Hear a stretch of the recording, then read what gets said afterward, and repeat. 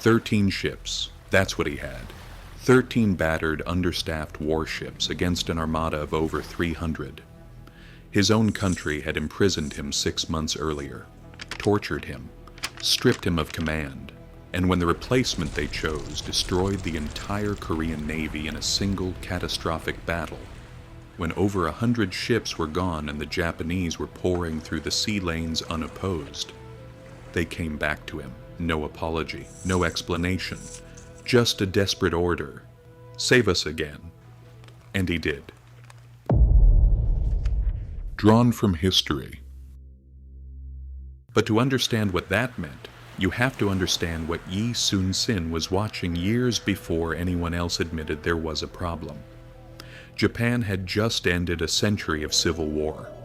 200,000 battle-hardened samurai, unified under one warlord, with nowhere left to fight. That energy needed somewhere to go.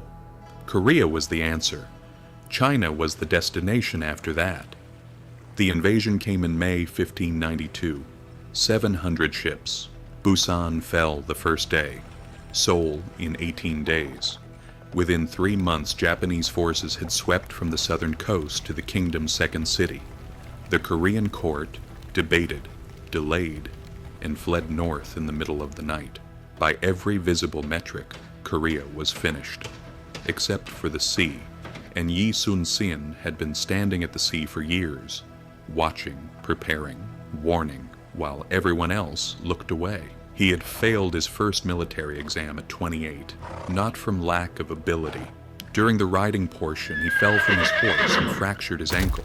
He got up, he tore branches from a nearby tree, splinted his own leg, and finished the test anyway. That story tells you almost everything you need to know about him. He passed on his second attempt at 32 and spent the following decades accumulating a reputation that made him enemies in exactly the wrong places. A court that rewarded political connections, not military competence. He was disciplined, rigorous, and constitutionally incapable of pretending that incompetence was acceptable.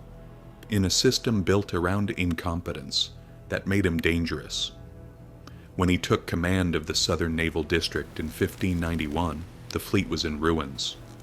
Ships unrepaired, sailors undertrained, supplies insufficient. He had less than a year before the invasion. He spent every single day of it. He drilled his sailors relentlessly. Gunnery, maneuvering, formations, speed. He studied the coastline, the currents, the tidal patterns of every strait and channel in his district. He rebuilt what could be rebuilt and redesigned what couldn't. And he created something that had never existed before. The Geobuksion, the turtle ship, was designed around a single tactical insight. Japanese naval warfare depended on pulling alongside enemy vessels and letting samurai swarm the decks. Yi built a ship that made that impossible. Low hull for speed, an iron-plated roof covered in metal spikes, no boarding surface anywhere, a dragon-head prow mounted with a forward cannon, gun ports along every side, impenetrable from above, devastating from every angle. While the Korean army on land was being swept aside by Japanese muskets and centuries of samurai discipline, Yi was building the answer in his shipyards. When the invasion came, he was ready. Almost no one else was. Without orders from a government that had ceased to function coherently, Yi moved on the offensive immediately. At Akpo in June 1592, he destroyed 26 Japanese ships. He lost none. He immediately launched 2 more operations that same month. Same pattern every time. Speed, surprise, cannons at distance. Absolute refusal to fight the way the Japanese expected. Close, chaotic, decided by the samurai on your deck. Then came Hansen Island, August 1592. A Japanese fleet numerically larger than his own. Yi sent a handful of ships forward as bait, feigning retreat, pulling the Japanese out of the narrow strait where they had been sheltering. They followed, and sailed directly into the formation Yi had been holding behind that bait, the crane wing, his entire fleet opening into a wide arc, transforming a pursuit into an encirclement. Of 66 Japanese ships engaged, 47 were destroyed. Yi lost none. The strategic consequences immediate. Japan's supply lines, the maritime lifeline feeding 200,000 soldiers in Korean territory, were severed. Hideyoshi sent out a direct order to his admirals. Do not engage Yi Sun-sin in open naval battle. The most powerful warlord in Asia had formally acknowledged that one man was undefeatable at sea. The politics destroyed what the Japanese could not. By 1597, Yi's enemies at court had built a case against him, fed partly by Japanese disinformation deliberately planted through diplomatic channels. King Seonjo was convinced that Yi had disobeyed orders and avoided battle out of cowardice. He was arrested, brought to the capital in chains, tortured. A minister interceded before the execution. Yi Sun-sin, undefeated in every engagement of the war, was stripped of rank and sent to fight as a common foot soldier.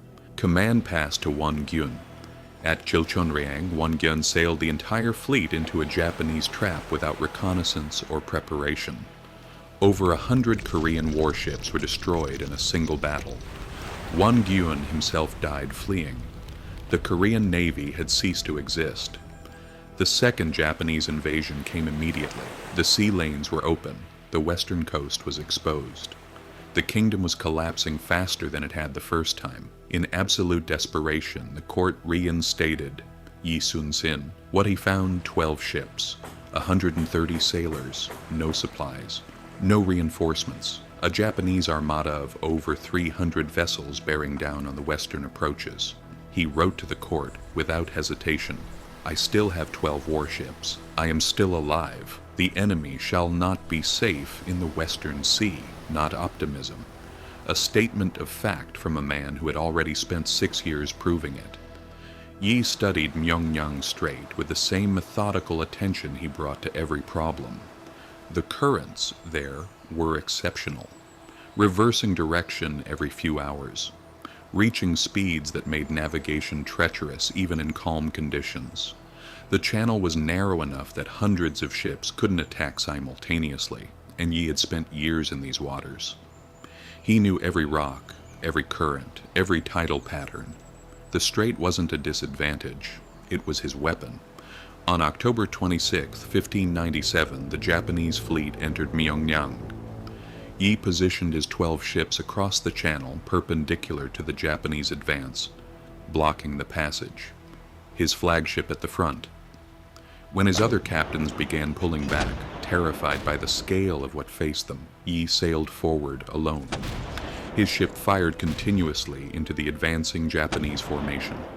One ship against hundreds. His captains watched, and then one by one they turned back to fight. What followed was what always happened when Yi Sun-sin understood his battlefield completely and his enemy did not. The tidal current shifted during the battle exactly as he had calculated. Japanese ships in the vanguard, already engaged, were pushed back against the vessels advancing behind them. Collisions, chaos, formation collapsed.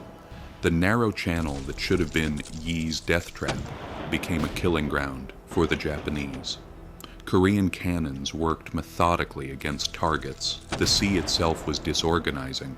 When it was over, 31 Japanese warships had been sunk. Yi lost not a single ship, 300 against 12. The result was the same as every other battle he had ever fought. The war ended the following year. Hideyoshi died in 1598 and Japanese forces began withdrawing from Korean shores. Yi pursued them. He would not let them leave without consequence.